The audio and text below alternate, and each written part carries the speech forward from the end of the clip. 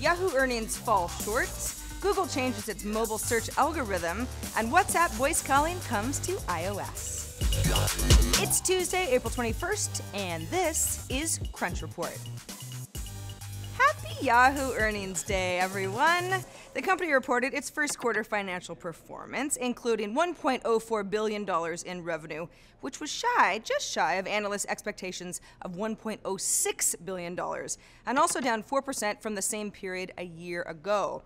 Adjusted earnings per share were at 15 cents, and they missed too from an expected 18 cents per share. Because Yahoo is so invested in its mobile future, the company specifically breaks out mobile revenues to investors. So, last quarter mobile revenue was $254 million.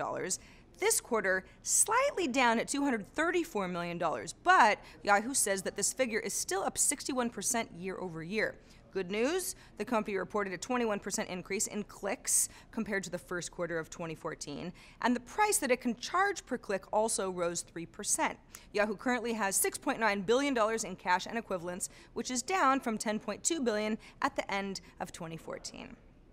Well, BlackBerry's been trying to jumpstart its business and focus more on software and less on handsets, specifically around file security and DRM as of late. BlackBerry confirmed today that it's buying WatchDox, which is a startup that makes digital rights management technology and also lets enterprises share files securely.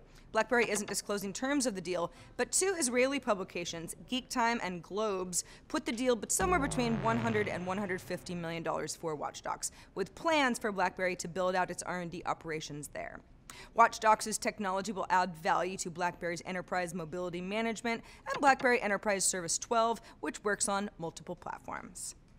Earlier this year, Google announced that it would be changing its search algorithms to factor in a website's mobile friendliness as a ranking signal, meaning you better optimize for mobile or you're going to get downranked in Google.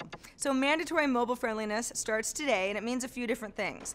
Text has to be readable without tapping and zooming on mobile. Tap targets need to be spaced out appropriately, and the page has to avoid unplayable content or horizontal scrolling. Google says that this applies to individual pages, not entire sites, and only affects search on mobile devices. That said, mobile's a pretty big deal these days. According to eMarketer, the number of smartphone users worldwide will pass 2 billion in 2016, and by 2018, over 1/3 of all consumers worldwide will use smartphones. eMarketer also noted back in 2013 that Google owned half of the mobile ad market that year, but would drop to 46.8% in 2014. Meanwhile, Facebook's share of the market jumped from 5.4% of global ad spending in 2012 to 21.7% in 2014. So we see the way the tide's turning here. Safe to say, Google doesn't just want your mobile site to look really good, but it also wants its search to stay useful in a mobile age.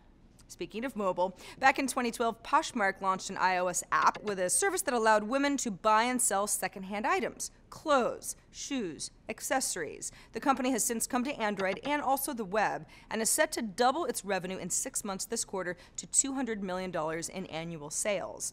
Poshmark also just announced a $25 million in Series C funding, which puts its total raised number to $47.2 million in outside capital.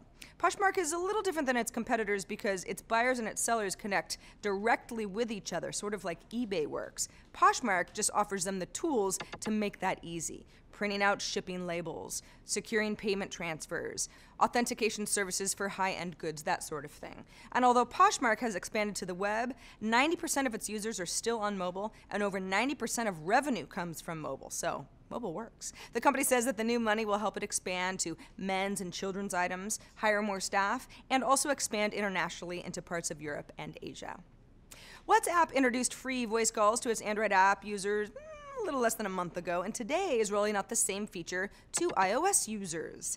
The Facebook-owned company says that it's rolling out slowly over the next several weeks, which is a little quicker than the Android rollout was, but if you're on iOS and you don't have it yet, that's why.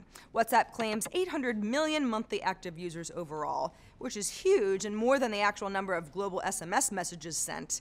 Although TechCrunch's John Russell points out that being counted as a monthly active user can be a little ambiguous. He could open WhatsApp once a month for 5 minutes over the entire 30-day period and still be counted in that 800 million active user number. WhatsApp launched a desktop web client back in January, but as for monetization, has no real business to consumer communication or payments or an app platform, much like Facebook's Messenger service. And that's the report for today. I'm Sarah Lane. Crunch Report airs Monday through Friday at 7 p.m. Eastern, 4 p.m. Pacific, right here on TechCrunch.com. We will see you tomorrow.